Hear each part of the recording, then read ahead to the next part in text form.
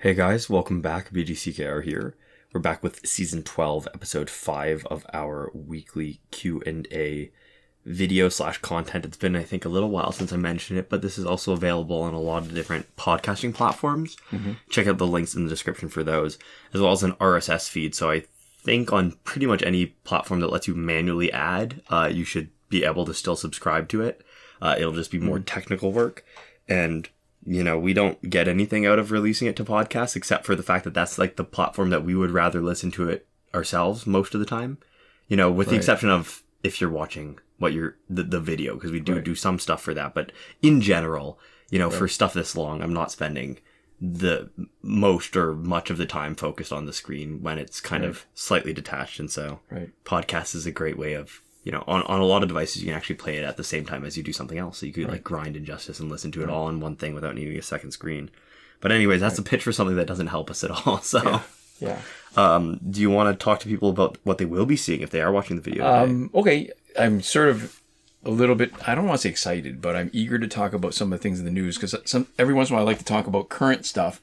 It locks this episode in place in time, but it's top of mind too. So, and there's a lot of stuff. Yeah. So this team is another Justice League team in our season of old favorites. And what we've done is we've kept the most important part, which is New 52 Wonder Woman. And we've swapped out Flashpoint Batman for New 52 Superman. And I feel like it's a perfect opportunity to do that because New 52 Superman is the challenge. We talk about some of his weaknesses or why he's not as good a basic damage dealer as Flashpoint Batman is. But man, is he a great tank. He's got that passive that reduces his damage. So we've geared him to make him even tougher and hardier. And the sweetest thing that can happen, which this footage might have, I can't remember which footage I had it, and I should have sort of labeled it when I recorded it. But, you know, when he eats a special and you get like a high 40% reduction in this, or sorry, not special, he eats a super that the opponent is launching, and you get more than a 40% reduction. And with his 30% passive reduction, the amount of damage he takes is like negligible. It's like less than a basic combo. And it's pretty sweet. So he's maybe not as good a damage dealer, but he can hold his own. He's got high enough stats to do some decent damage when he builds up the power. And it leaves us real options for gearing him so that he, as last man standing, he can really frustrate the other team, the opponents. Nice. Okay. So the news, I mean, it's news to me. I don't know how current it is. I probably could have looked on the link that Devlin16 showed us in the Injustice Mobile subreddit, but we'll leave the link for the article in the description too. But apparently there have been a ton of layoffs at NetherRealm Studios, the software developers that are really in charge of the Injustice and Mortal Kombat mobile games. Well, I mean, NetherRealm did the original Mortal Kombat stuff, I think. I believe NetherRealm has been doing it from the start. So it's 5 days old is the article. Okay, so in the quote, it's, among the people affected by the layoffs was quality assurance analyst Tony Lazzara, who revealed in a statement that the studio's entire mobile team has also been dissolved.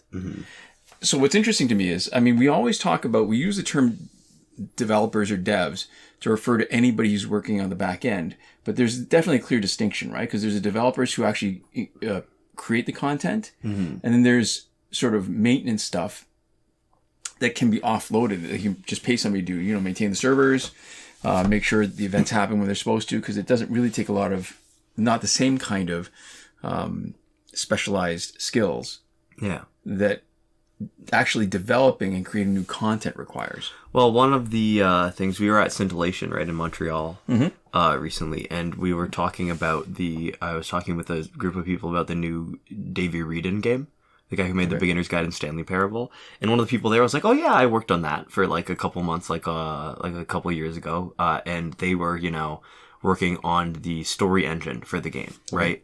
And so that person is undoubtedly like a developer for the game, right? They wrote code, they worked on software that is used in the game, but they're not one of the core team, right? Like there's lots of ways to sort of have put work on it. And I think like for a lot of stuff, in the same way that you have like, you know, these terms like co-founder, right? Which often do have meaning and significance, but like the lines can be fuzzy, right? Sure. Where what makes somebody a developer for a game, or what, like whether you'd consider yourself one. Sometimes those terms have more to do with sort of extent and degree, and there's almost like a certain like gravitas or like cachet associated with it. Mm-hmm. So, like even when something technically would be true, you don't necessarily call it that. So if you like, do like server stuff, right? If you work on the server side, you might call yourself like a networking engineer or something like that, and not necessarily like a game developer, right? Right. And we're going to find out soon though, like how important the developers were for the ongoing maintenance of Injustice. Yeah, well, what it means for the mobile team to have been laid off, because the quote from the Discord apparently is, NetherRealm Studios would like to assure all players and fans of our ongoing commitment to Mortal Kombat Mobile and Injustice 2 Mobile. Both games will continue to have full support. Also, we have made the difficult decision to sunset Mortal Kombat Onslaught in the coming months. We're deeply grateful to all the players who have joined us in Mortal Kombat Onslaught's journey. And so, what full support means, right? And what it practically means for the dev team to be laid off is currently, I guess, not fully clear. Right. And I will say something that I learned about today is there was another layoff. It seems like there's been a huge amount of layoffs actually in the gaming industry in the past little while. But the Humble Games publisher, the entire publishing team got laid off, right?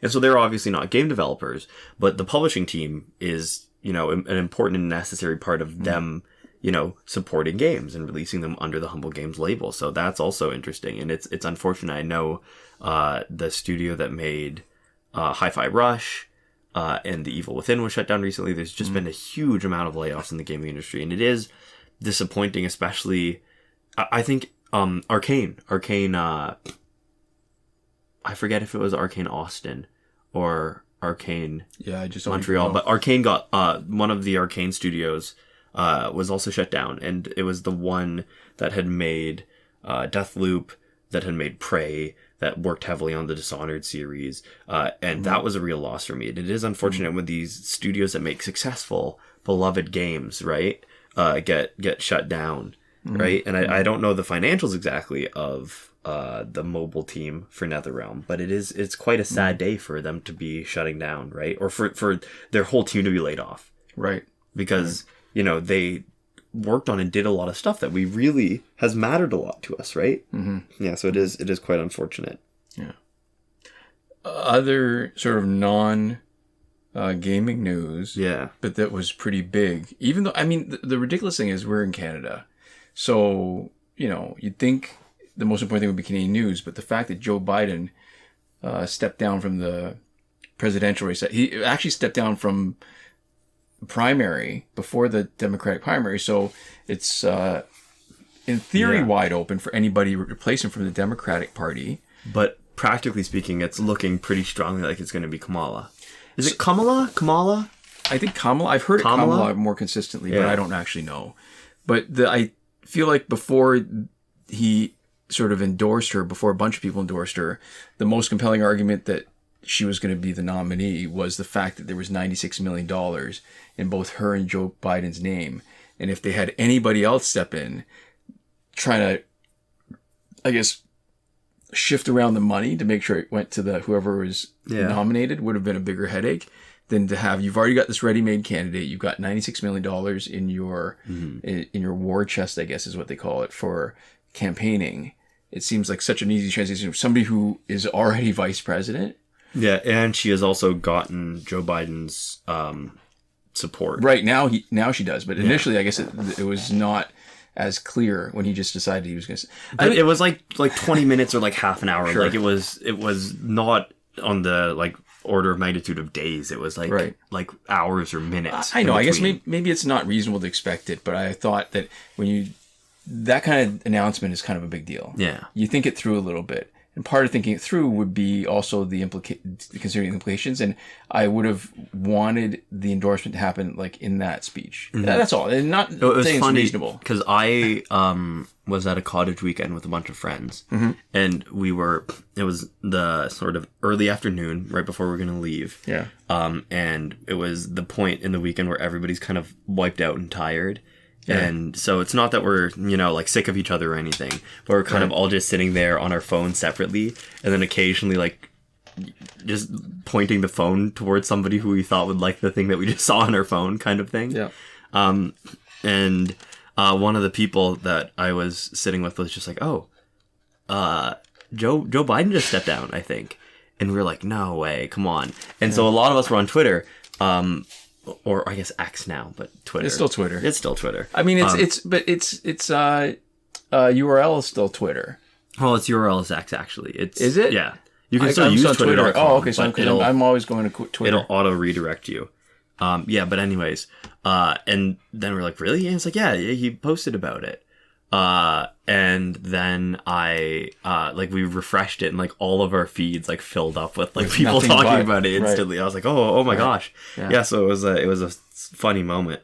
And last time I was up at the cottage actually was when Kendrick was dropping all of those disses and responses, to Drake stuff. So both times there's been like, not like the world's biggest news or anything, but still stuff. There's been stuff where people are like, hey, there's something new. Yeah. Check your phones. Yeah. And it's not a perfect parallel, but there's been, so the idea that an incumbent steps down sort of late in the game, whatever the game is, has happened way more often in Canada than in the US, I think. And the interesting thing about that is, all right, so because I think it's probably at least partially because of the difference in term limits, right? Because there's no term limit in Canada. Yeah.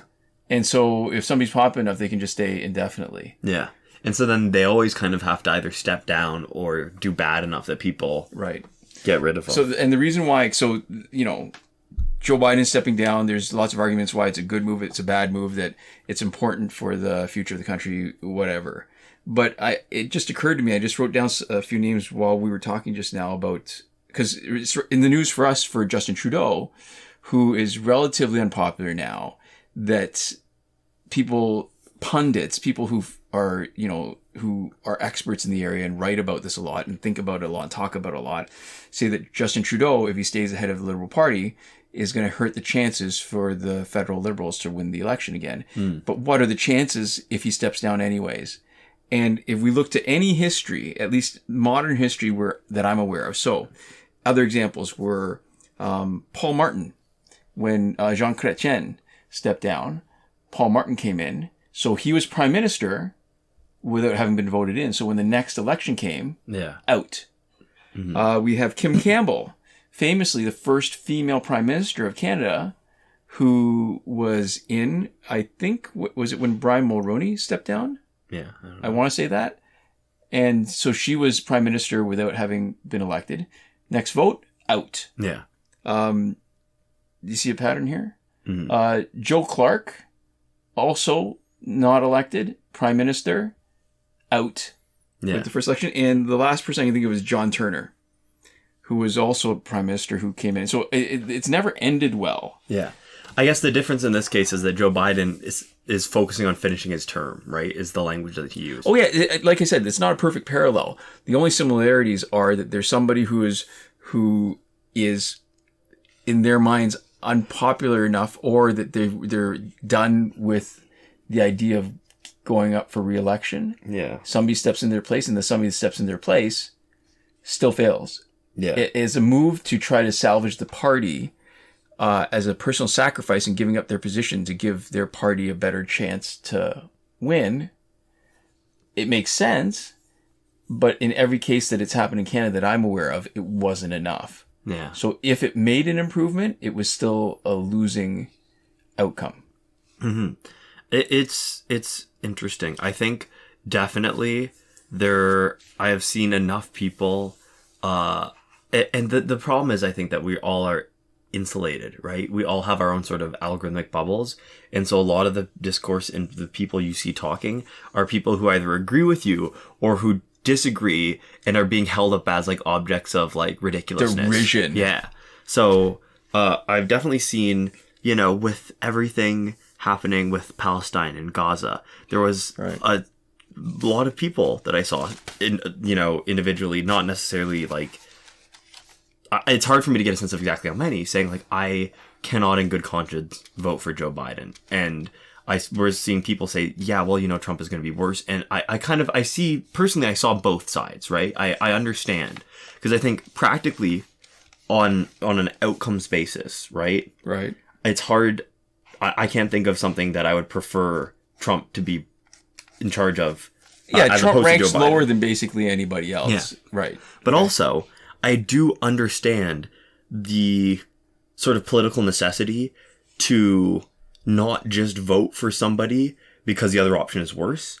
Because then, functionally speaking, that person or party never actually has to earn your vote from you. They don't have to do anything. They just have to stay less obnoxious and less noxious. Yeah, and in that case, it's actually in their best interest to push the other party to be as extreme as possible, right? Especially when you're in a functionally two-party system, you basically just want to be able to point to the other guy and say, look how bad they're going to be. And then you don't have to do any work whatsoever to earn your vote, right? If you are the sort of phrase was like vote blue no matter who, right? Yeah. Then functionally speaking, your vote doesn't carry any political cachet. You can't actually sway outcomes. And there's, other things that you can do, right? Like you can campaign, you can get in touch with your representatives. Right. There are like ways that you can shift what you, or at least like register what you want those politicians to do. But practically speaking, when the election comes around, they don't have to cater to you even a little bit. So it's hard to know, because I think everybody needs to have a line, right? Everybody needs to find the place that they're not okay with and establish that for themselves and say, I don't care if the other guy is going to be worse. You have to be better than a certain level for me to be willing to vote for you, period. Yeah. And, that's just entirely independent of whatever else is going on. But is that an example where ideology ends up screwing you over? Like hewing too strongly to a specific ideology, the idea that they need to earn your vote and not just be the default better option. I mean, what's the outcome? Is that does everybody need to suffer enough with the bad outcome in order to motivate people to actually be better? Well, I think that's the good thing, is that I'm not in that position, because I would have to think about it, right? Like, for me, myself, I wouldn't want to, in the position of an American, vote for Joe Biden. But I would want Trump to be in even less, right? Yeah. But I would have to think about where the line is, because I think there's the short-term and the long-term outcomes too, right? Because I think the short-term outcome of voting in the Democrat over Trump, basically regardless of who they are, right? Yeah. Is a better short-term outcome. But if you think about sort of the long-term political outcome of essentially pledging your vote to the Democrats because the Republicans are going to be worse, I don't know, right? Like, it's one of those things where you have imperfect information, right? I don't have a perfect understanding of how voting one way or the other, as an individual, but also like collectively, like as a nation, right, shifts how the parties respond and behave in the future. So you have to make a decision with imperfect information. And on some level, you are sort of weighing short-term versus long-term outcomes. And the real question is, what are the differences going to be in the short-term outcomes, and what are the differences going to be in the long-term outcomes? And you don't really know either, but you can sort of guess at them. I think in a lot of ways, there's, again, parallels to other things like weather. In the short term, I agree with you that the short-term outcome is definitely going to be worse in the ways that matter to me. Yeah. And it's also much easier to predict. It's much easier to predict accurately. Mm-hmm. So when you say weighing short-term versus long-term, it's the uncertainty of the long-term, but in my mind, longer it is, the harder it is to predict. I mean, there's a comic book writer that I follow. His name is Mark Evanier. Yeah. It looks like it should be pronounced Evanier, but it's not. He actually is very clear that it's not French, and it's... Anyways. So, but he's mentioned that, when people make predictions about the election, that so much stuff happens between now and when the vote happens, that a year before, if you look a year before any given election, what people are expecting to happen changes drastically. And there's stuff that will happen that you can't expect and you won't know. So I think at this point, it's not comparing a better short-term outcome with a potential worse long-term outcome, because the long-term outcome could be potentially just as good. Yeah. So what you're doing is comparing a short-term, that's all you've got. The only thing that you're working with that's even close to good information, short-term outcome. So you might as well take what you can, because if you're willing to sacrifice something now, you don't know what you're getting. It's not like making a sacrifice now. It's not like, the kids who have, in that experiment where if they held off on eating whatever the marshmallow candy, test. and then they would get more. 15 minutes, yeah. Yeah, and it feels a little bit like that because the kids that they used to say were failing that test probably were doing it because that was a successful survival technique. Yeah. Because in their lives, there was when no you're in certainty. situations with more uncertainty, yeah. Well, Right. but the other parallel that you could draw potentially is the prisoner's dilemma. So, are you familiar with prisoner's dilemma? Is that the one where you don't know what the other people are doing and your decision will have a different impact depending on what other people do? It's a game theory thing. The simplest version is there are two prisoners or two prospective prisoners. There are two people who are in opposite, like in holding rooms far apart from each other. Yeah. And they say, hey, you can either cooperate with your buddy or you can flip and tell me everything that he's done. If neither of you cooperate with us and don't tell us anything, you each get 2 years in prison, right? If you flip and spill everything that your buddy did and he doesn't flip on you, we'll let you walk away scot-free and he's going to get 8 years, right? Nothing's going to happen to you. If you both flip on each other, now all of a sudden we've got a bunch of dirt on both of you. We actually, have good testimony. You guys are both going away for 5 years, right? And so the sort of idea is you can change the numbers and you can make it rewards or punishments or whatever, right? But basically the idea is you have this sort of grid of outcomes of like you can either cooperate or betray and the other person can either cooperate or betray. And it's a game theory question because if there is only one instance, if you are only going through one... Okay, let me guess. I mean, I can't remember, but if you're going through it once, the only answer that's correct is to flip on them. Well, but if it's repeated... Best, yeah. The best is actually not to flip. And only to stop flipping if they burn you. Yeah. Right? Because then you can actually take information that you've learned, and if you're able to overcome that initial risk of distrust and flipping on each other, then long term your benefit is way better. Yeah. Yeah. So this is that this is kind of like an uncertain prisoner's dilemma, right? You have two options. Oh, that you can't play over though. But you do get to because you're voting in the next election, right? Well, no, you assume that you are because one of the bad short-term outcomes is if the things that are promised with whatever proposition, with 2025, what is that? Then there's going to be enough changes that you will suffer enough that it might actually change your ability to have a fair election.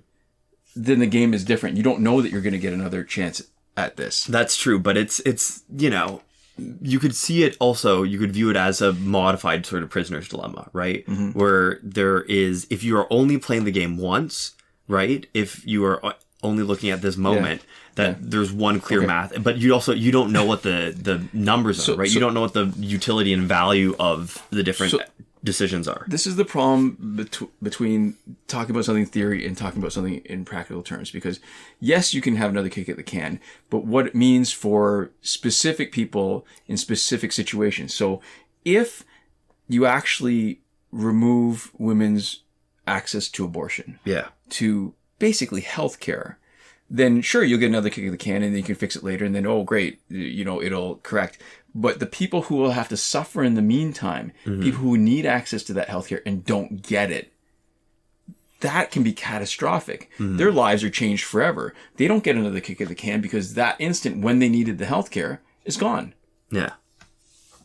So there are other people who aren't affected, but then it's so much easier for people who aren't affected to actually talk about this at a theoretical level without having to live the consequences. It's true. But I also at the same time feel like if you look at people who are so directly affected by some of the actions that like Biden has taken, that it's really hard to look at them and say like, well, you still have to vote for the guy, right? I'm not trying to minimize what he did or say it's any less monstrous than you think it is, right? But, what are our alternatives, right? Because in that sense, it really does feel like you're being held hostage by the worst guy looming over the corner and doing house. So I think like even being able to talk about it in terms of like, here are the concrete things that would be worse, in the future, there are concrete things that are terrible now. And I do think that everybody has a line somewhere, right? And for some people that line might be really, really far over, but there is some stuff that, you know, some people just won't be able to forgive, and it's hard to fault them for that, right? Yeah, listen, you have a gut reaction. It happens. You have an emotional reaction to something. You don't decide that. It's not an intellectual reaction. So if you feel specifically strongly because this person has wronged you, it doesn't matter if they're still better than somebody else, right? Mm-hmm. It doesn't make it easy, and that's probably where you get a lot of decreased voter turnout, right? Yeah.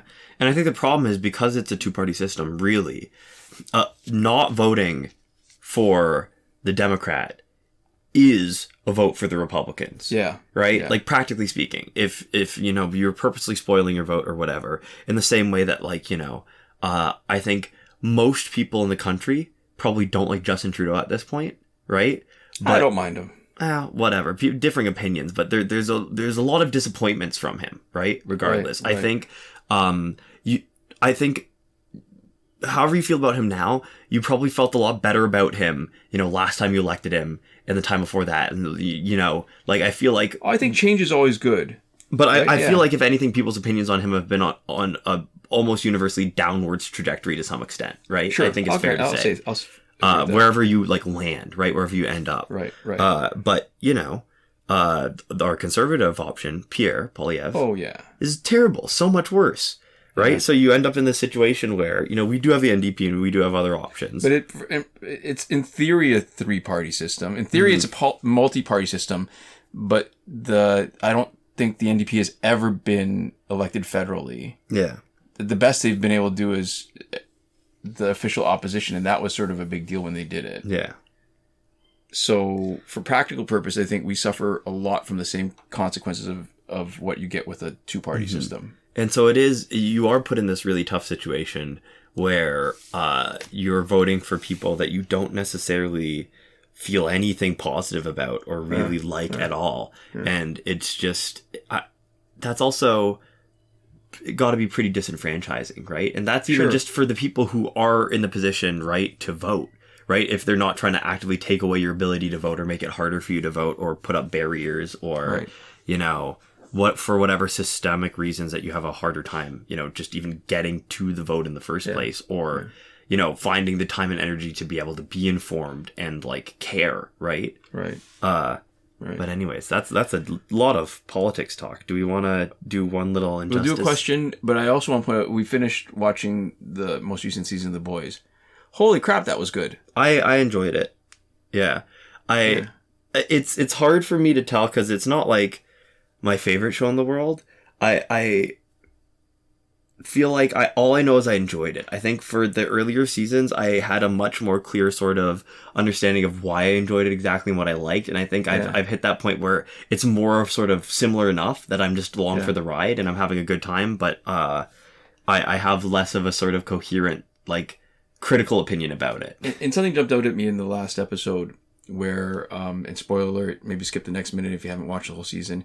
What I like about the writing of The Boys is that it despite my enjoying certain kinds of movies, we talked about this before, right? That are sappy, a little sweet and sentimental.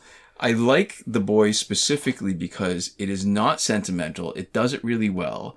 And one instance is where when Starlight forgives Huey, but she doesn't forgive him in a sappy kind of way. She forgives him by basically saying, listen, you are going to get tested for every STD. And then, you know, basically, you know, she's forgiven him. Yeah. That she sees a future for them together. No nonsense. But, you know, it's not... There's two kinds of writing, right? There's the kind of writing where it's really just the words you pick and more like the poetry of the words. It's true. And the writing where it's the thrust of it and maybe the plotting. But it's that idea where you give them a voice that feels authentic. Yeah. That was good. I really like that. Like, that just sort of jumped out at me saying, yeah, that was cool how she forgave Huey. And she was able to say it without really being untrue to her character.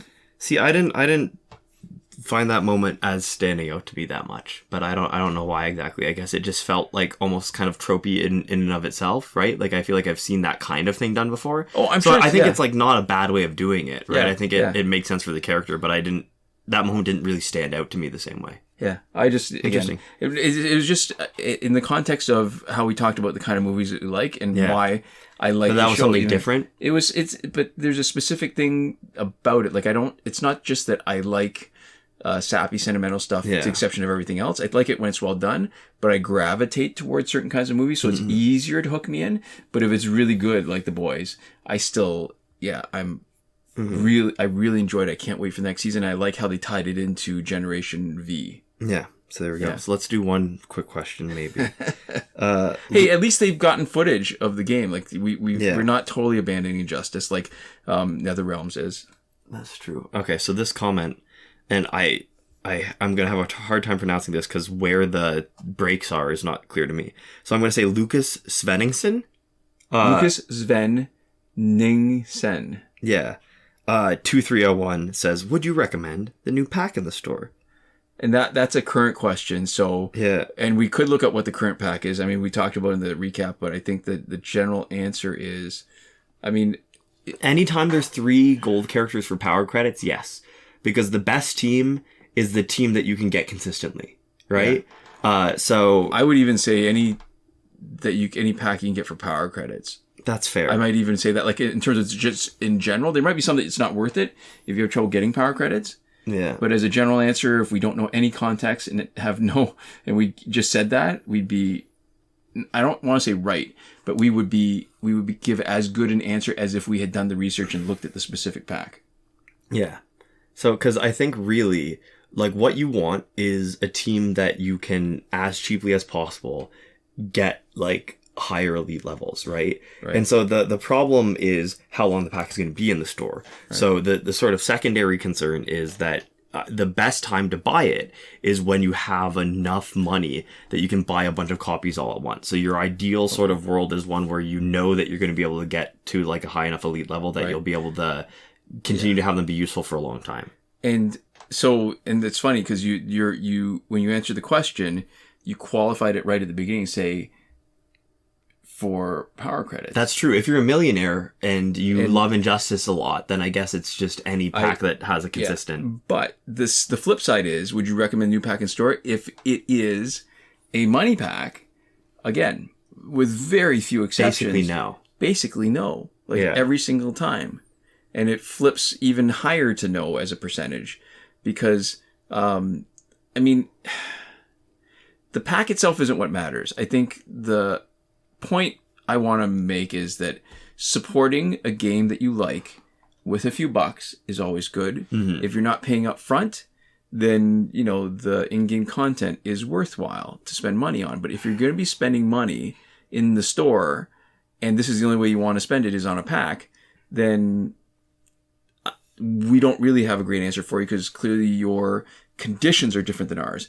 Because if you're going to be spending money to support the game, I feel like the best way to spend money is on power recharges. That's true. And at this point also... Or energy, sorry, not now with the news of the layoffs, it's a lot less clear sort of what the benefit would be. Because it's clearly not job security for the people who made the game, right? Right, correct. If anything, it would be sort of the number being higher on the balance sheets to justify keeping the servers open for longer. Right. Right? Which is not... It's not nothing, certainly. But it's a less compelling point than like supporting sort of the people behind making it, right? Because obviously the profits don't get passed on to the devs, but you'd hope at least that if it's a profitable enough branch that they would continue to have their jobs. And now that the layoffs have happened, that, you know, the possible negative outcome of not supporting it in that sense is gone now because the negative thing already happened, right? Right. So yeah. Right, because I'm all for supporting creatives. I'm lukewarm about, you know, supporting corporations that are big enough that there's elements that you don't see that could be potentially harmful away from the stuff that you actually like for, as you know, as far as what they do. Yeah, I think it's like a thing that happens. I think probably lukewarm neutral on it is a good term, right? Because it's like I'm not like every time I'm paying like a big company for something, I'm not like, oh man, I wish I was like stealing this, right? Right. But also at the same time, I'm never like, oh yes, you know, I love supporting, you know, Disney, right? Like Warner Brothers. Right. Yeah. It is funny, right? Like I wouldn't have the same reluctance if George Lucas still owned the Star Wars franchise. But of course, if Star Wars was still in Lucas's hands, we probably would not have gotten Rogue Squadron. which is my favorite Star Wars movie, actually. Despite Rogue One, you mean? Rogue One. Sorry. Yeah. And we wouldn't have gotten Andor, which is my favorite Star Wars media, actually. Yeah.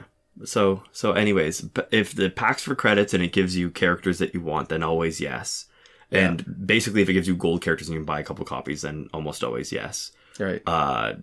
With the caveat, and then money basically always no. And the caveat being like, you want to be able to ideally get enough copies that they become useful and usable, and ideally higher than where all your other guys are at in terms of helping you progress through single player story, or getting you closer to that sort of like level where you've got all your gold characters like sort of multiplayer ready, where they're all in a similar stat sort of zone. Right. But that's a broad recommendation regardless of what the pack is specifically, because ultimately too, until you play them, we're gonna have different opinions on how people play. So you kind of need to play them to know.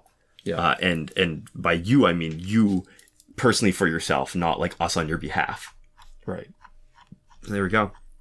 It strikes me, when you had to define you, it strikes me that a lot of the misunderstandings that happen and the way people talk past each other have a lot to do with not defining terms. And it's funny how much even just a little bit of ambiguity can put people at each other's throats when we're talking about stuff that people care so much about. Mm.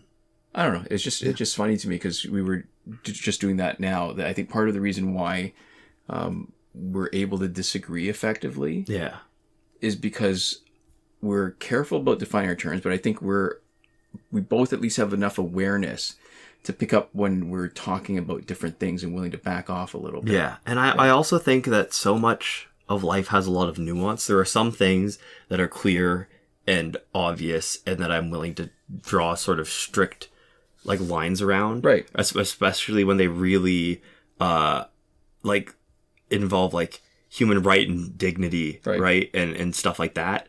But even, within that, because that's politics deals a lot with that, there's a lot of room for nuance and understanding and compassion, where you can understand why people have different perspectives, because there's a lot of different ways to sort of interpret the same stuff, right? And I think that like, if you're not trying to assert an objective reality, it's very easy to come away from a conversation, having not changed your mind, or having not agreed with the person that you're talking to, but understanding where they're coming from, because neither of you are trying to assert like a reality or truth on the other person. Right. Because I think that's when when it's like one thing has to be right and one thing has to be wrong, that's really when you run into that sort of conflict that you can't come away from. Right, and sometimes it is. This is the problem, right? Sometimes that actually is, when it means somebody's life, when it means somebody's health, when one side is... what it costs them is an ideology, and the other side it costs them quality of life or life itself. And hugely more like real, concrete. Anyways, so I think that's a good place to finish it up for this week. We'd like to give a huge thank you to all of our lovely patrons on Patreon. That would be Michael Devries, Irvin, Ruiz, Hoshi 127, Nora Klimek, and Paolo-Cesar-Pablo-Juan, who are supporting us on the credited level, and 5x5 supporting us on the gratitude level. So there we go. Thank you so much, and thanks so much to all of you for watching. We'll see you next time. Komoda.